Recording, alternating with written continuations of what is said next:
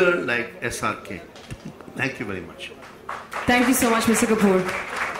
Mr. Khan, I'm going to feel gigantic standing next to you, but I think you have a mic in front of you.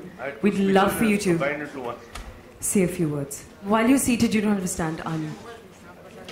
Thank you very much, and a very good evening to everybody. Thank you very much for having me at ASSOCHAM, and thank you, Dud Sahab, for calling me. And thank you, Ranaji, for explaining to us stuff that I really don't understand, especially the zeros and the billions that he mentioned. If I sat down to count the zeros and the billions that I may make one day, that'll be 007. Yeah, that's the only zero I understand. But thank you very much for hoping and believing. Apart from all that, I'll come down to that. First of all, congratulations to ASSOCHAM, nearly a 100-year-old organization, I'm made to understand. Built up with a lot of perseverance, love, and of course knowledge of different industries. And this year, I think they've dedicated themselves to create a white paper, as they call it, or nearly a coffee table book, because here it is, which kind of tells us the way forward for the media and the entertainment industry. So people in the media and entertainment, Boniji is here, Sunil, my friend, is here, and I'm sure some other people I can't see, but most of the people in the film industry look forward to leaders in the industry, in the respective industries, like Dud Sahab, like Mr. Rana Kapoor, to show us the way, show us the path, because sometimes creativity does overtake the business angle of it all, so we don't understand. So I thank ASSOCHAM, I thank everyone involved with this white paper, and everyone who is here on stage, and all of you showing an interest in an industry which really does form a core, one of the core industries in India. You know, when we talk about Make in India, Made in India, we talk about the kind of stuff we do in this country somewhere, perhaps a little selfishly so, or self-absorbedly so.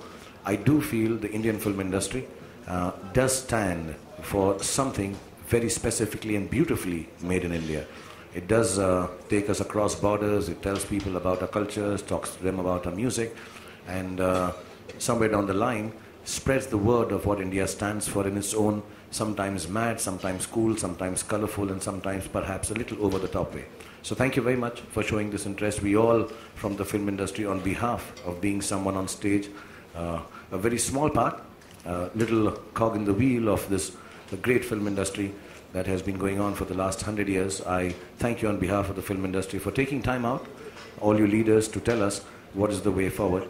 I've known Dud Sahab for many years, his company for many years. Like he said, I'm family, I'm part of it, and I wish I did. I wish I owned it, like he says, yeah. I wouldn't have to work so hard. And yes, perhaps we do work for pittances, we do work small time, perhaps we do things which are not as big as these wonderful businessmen who see the world from a different eye point than we do. But we will learn from this. So thank you very much. Thank you for introducing me to the concept of dice, as Rana Kapoorji said. Dice, right? Yeah. He says this, yeah, this is cool, so I understand. This I understand. Dice I understand in my own way. I just want... Dice needs to be elaborated. I'll elaborate, yeah. I like girls to call me darling. D is for that. I want to be interesting to girls. C, I want to be really the coolest guy for girls. And E, I should have eyes so I can pataw any girl that I want. That's the dice I understand. And inshallah, one day this dice will make me earn the billions that you're talking about.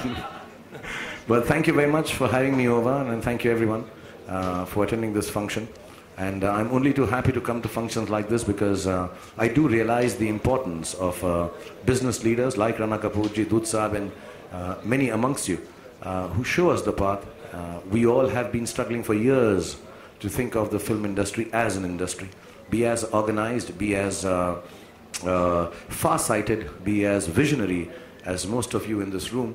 And hopefully one day we will get out of, you know, when you are creative, there are times and spaces where you do sometimes neglect the business, and perhaps we don't have the overview that all of you world leaders of businesses from India have, but it makes us feel very important, makes us feel extremely humble that you should consider us, like you said, a very small business of about 6,500 crores, or maybe just about 7,000 crores, smaller even to television, where we all work hard, my friends here, and we try to keep the culture going in our own happy way, through the Bollywood films, through the South Indian films, through the Punjabi films, through the Odia films, through the Bihari films, through the Bengali films.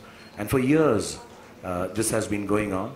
And we hope sometime that, yes, inshallah, one day, we will crack the international code in terms of business and viewership. And we can only crack it when organizations like ASSOCHAM and leaders like Mr. Rana Kapoor, Dutsa, so many amongst you, show us the path. So please do help us, explain to us the path to take, so that if we don't get the billions, at least we understand how many zeros are there in it. So thank you very much for this great evening. I hope you guys have a good dinner, have some wonderful drinks, and you have the most entertaining people with you, Dut Saab and Rana Kapoor Saab. So you don't need me for entertainment. So I'm trying to sound as serious I can. But God bless you and thank you for having me here. Thank you very much. To be exploited. I have 90% more to give. See, I try my best. Like I said, I have limited understanding of businesses, and I am not ashamed to accept that. The visionaries like Mr. Rana Kapoor, they do understand businesses internationally more than I can. And I would like to remain in the creative space, but yes, whenever I get the opportunity with Mr. Kapoor, I spend time, try to understand, figure out how I can take the business of Indian cinema forward in our small ways. I think Boniji does that. All of us try our best. And if we don't have leaders like this telling us how to do it, we won't be able to do it. But I hope, yeah, that there is genuinely space for Indian film industry to the extent of 90% to take itself forward and rule the world. Not just me or Red Chilies or XYZ company. I think film industry as a whole in India, I think has a space to take itself 97% forward, and inshallah in our lifetime we'll be able to see that. Sir, I will congratulate you because you have done that thing. I think so. Ravan was one of the most expensive film you tried actually, you know, I mean. Don't remind Boniji and me of expensive films, please. Thank you, Khan Saab. Thank you so much. We know you have to get back to your film. Thank you very much for being here with us. I can't afford it till Yes Bank gives me a loan. Say yes to Red Chilies, say yes to SRK. And how much? You have to say that. You can't just keep saying yes. Are you giving it to me in the billions that you mentioned? But you know, this one question I come back to, because you know, everybody knows you in the media and the intellect of the media and the film industry. The bestest part of Shahrukh, which is not a closely guarded secret, but which can really make a transformational difference, is somebody like him creates India's biggest studio. And it's not about the Warner Brothers and the Columbias and, you know, in Hollywood.